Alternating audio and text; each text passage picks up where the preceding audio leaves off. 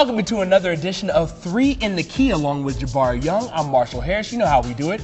3 Sixers topics to talk about. If you want to contribute at home, you can always tweet us. We might even talk about whatever you want to talk about on the show. Today we're talking about the closer position. No, this is not a show on TNT. I'm talking about Lou Williams. He's a guy who showed you what he could do against the Lakers when he upstaged Kobe in this building. And then against the Bobcats, a team you thought the Sixers were going to blow out, he hit some key shots down the stretch. Is there any doubt in your mind that Lou Williams is the man who needs to have the ball in his hands with the game on the line in the fourth quarter? No doubt in my mind at all. Against the Bobcats, he comes off the bench, scores 23. Against the Lakers, you know he was taking over. He hit that big shot against the Bobcats. You know, they were going scoreless against the Bobcats. I don't know how, but they was going scoreless. Then Lou comes up, pulls up a 28-foot three-pointer. I mean, you look at this guy, I think Doug Collins knows, and I think the team knows. I had a chance to talk to Chris Paul after that Clippers game. He said, you know what? We knew who was going to get the ball. He was going to be Andre Iguodala or Lou Williams. The fact that he says Lou Williams shows you right there that this guy is possibly the closer. He could be another Jamal Crawford. Crawford was a closer down in Atlanta. Why can't Lou Williams be with the Sixers? All right, Sixers in that game against the Bobcats got their 7th road win of the year against just 4 losses. They're playing very well, not only at the Wells Fargo Center, but at home. With 7 of their next 12 away from Philadelphia.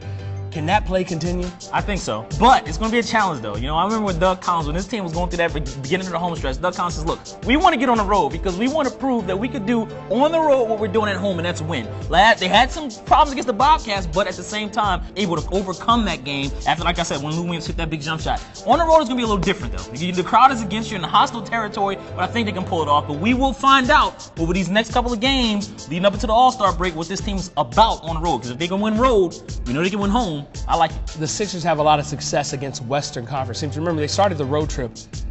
They started the road trip with 3 wins out west before they even came and played in the Wells Fargo Center. So that gives me reason to believe that Jabari is correct on an issue. Say it again, just one more time. Jabari is correct on an issue. Let's see if he can keep that going, though, with our final topic. Evan Turner, his playing time has decreased since the start of the season. People were saying, oh, he worked with Herb McGee. Everything is good.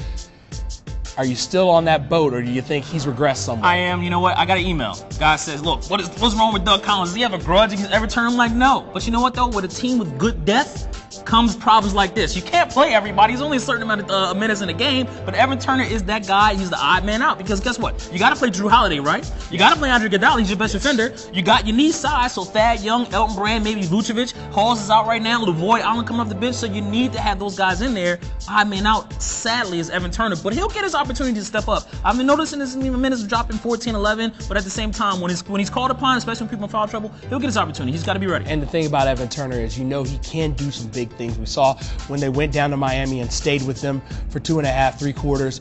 Evan Turner was the guy who scored all those points in the first half. He'll get an opportunity. He's a guy who's played at Ohio State University, carried that team, so he has a track record, and he's the number 2 overall pick. You just hope the pressure doesn't get to him. You don't forget about that game against the Nuggets. Who was the guy down the stretch hitting the shots in the fourth quarter that was able to take this team into overtime against the Nuggets?